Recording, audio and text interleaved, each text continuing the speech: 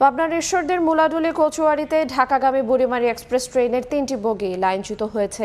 এতে বন্ধ রয়েছে ঢাকার সঙ্গে উত্তরবঙ্গের রেল যোগাযোগ। এই মুহূর্তে সেখানে আছেন সহকর্মী সবুজ মোল্লা, সরাসরি যাচ্ছি তার কাছে।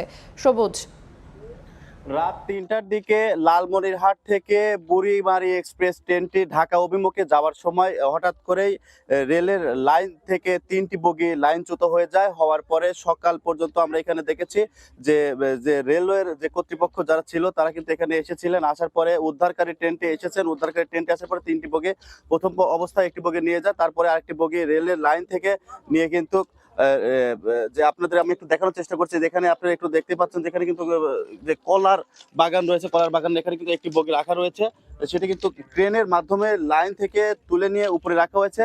আর তৃতীয় বগি যেটি ছিল সেটিও কিন্তু সরিয়ে মুলাডুলি রেলওয়ে স্টেশন, অর্থাৎ এখানকে যে রেলওয়ে স্টেশন এলাকা রয়েছে সেটা হচ্ছে Muladuli railway station, Muladuli rail স্টেশনের দিকে নিয়ে যাওয়া হয়েছে।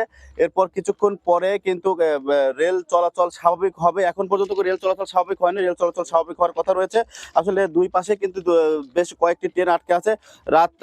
রাত 3টার দিকে যে এখানে যে লাইনচ্যুত হয়, লাইনচ্যুত হওয়ার পর কিন্তু এখন পর্যন্ত কোনো প্রকারের ট্রেন চলাচল করতে পারেনি। এতে কিন্তু ভোগান্তির মধ্যে রয়েছে কিন্তু সকলের যাত্রীরা।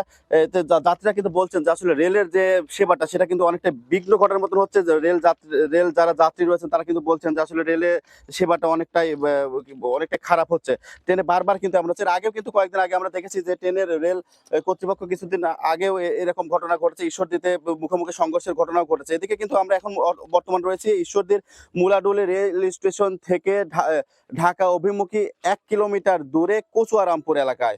এখানে বুড়িমারি ট্রেন রাত 3টার দিকে লাইনচ্যুত হয়। হওয়ার পরে 3টি বগি লাইনচ্যুত হওয়ার পরে 3টি বগির মধ্যে 2টো বগি নিয়ে যাওয়া হয়েছে রেল স্টেশন এলাকায়। এরপরে একটি বগি রয়েছে রেলের পাশে রাখা হয়েছে, ট্রেনের মাধ্যমে সেটিকে রেখে দেওয়া হয়েছে। এখানে প্রচুর পরিমাণে মানুষজন উৎসব মানুষের ভিড় ছিল।